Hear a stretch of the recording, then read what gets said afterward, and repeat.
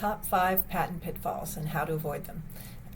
Number 1, waiting too long to file a patent application. In many countries, you have to file a patent application before you publicly disclose the invention.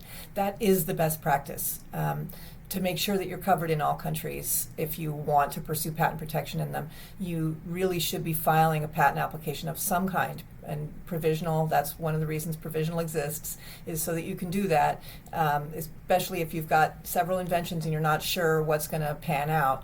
File provisionals in them, because that way, if one of those pans out, you can just let the other two go, but you'll have adequate, you won't have ruined your chances of getting a patent in the countries that require a patent application before to be filed before the invention is disclosed. In the U.S., you have 1 year from when you first disclosed it to file a patent application, and so countries that are part of the Patent Cooperation Treaty will respect that year, but not all countries are part of that treaty, and some may fall out of that treaty. So if it's important to you, the best thing to do is to file an application, provisional or otherwise, before you publicly disclose the invention. That's number 1. Number 2, inadequate disclosure, particularly in a provisional.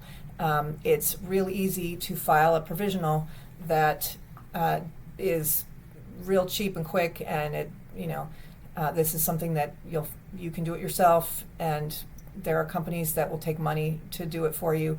I do not recommend that you do it, because not if you actually care about that priority. If you need it to work for you, then make sure that you invest in a full disclosure of your invention in the provisional. Otherwise, you won't have the support you need to actually rely on that priority when you file your non-provisional, if that's ever challenged, when you need to file to get claims draft, have other sets of claims that you need to find priority. You need, to get that priority in that provisional, you need to have it disclosed in the provisional. So be careful. Don't be seduced by promises of you can do the provisional super cheap. If you're doing it super cheap, it's not going to probably have the disclosure that you need to actually make it work. And in that case, just save the money. Either do it or don't do it. If you're going to do it so that it works. So inadequate disclosure, avoid that. Number 3, not thinking about international protection early enough. I mentioned the PCT, Patent Cooperation Treaty. That's a great and streamlined way to hold your option open for international protection, international patent rights based on your U.S. application. Not all countries are part of the PCT, but a lot of them are. And so it's important when you file your non-provisional to file a PCT at the same time, to make sure, again, that you have the option of being able to pursue international patent rights.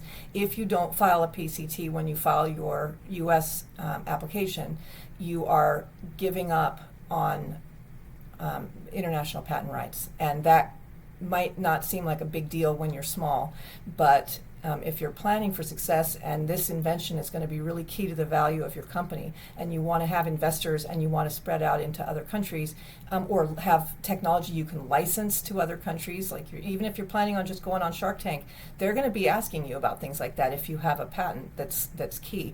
So don't miss your window for international protection. So that's number 3. Number 4, letting the family close. When you get all the way through the prosecution process, you will get a notice of allowability, and then you'll have about, there's a window to pay your issue fee. And once your issue fee is paid, you'll get your patent certificate. During that period, between the notice of allowability and paying the issue fee, I highly recommend, not required, but I highly recommend filing some kind of continuation patent application so that you will be able to keep the family of patents alive. What that means is that if you want to file a variation of your patent, you can, and it gets the benefit of the first priority, let's say your provisional, way back. That could be 10 years earlier. As long as the family's alive, you get that priority, and that becomes increasingly valuable if this is something where you can see yourself having variations on the patent. So don't let the family close unless you're really sure you're never going to do anything like this again. And then number 5 is just giving up too soon. I can't tell you how many people, no matter how many times I tell them, they get discouraged. They seem to have this belief that the patent application, it should just go all the way through without any kind of pushback from the patent office, and then they just get their grant. And if everything was done correctly, then their application will just get granted. And so when it gets rejected, they get discouraged and they give up.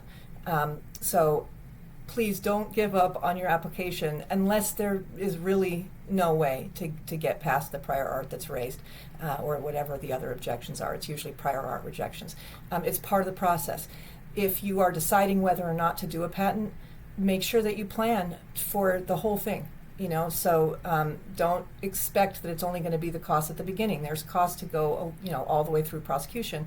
If you're not up for that, then seriously consider, like, if it's worth starting the process, because there's no point in starting it if you're only going to just give up halfway through. Then there might be a point. I don't know. Your situation may be different. There could be a point. But most people, they actually want to get their patent, and in order to get your patent, just make sure that you plan to go all the way through prosecution and not give up before there's really a reason to give up, which in most cases there's something you can do.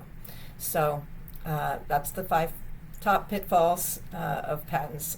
Hope that was helpful. IP Works, Catherine Cavella. Thank you so much. Bye.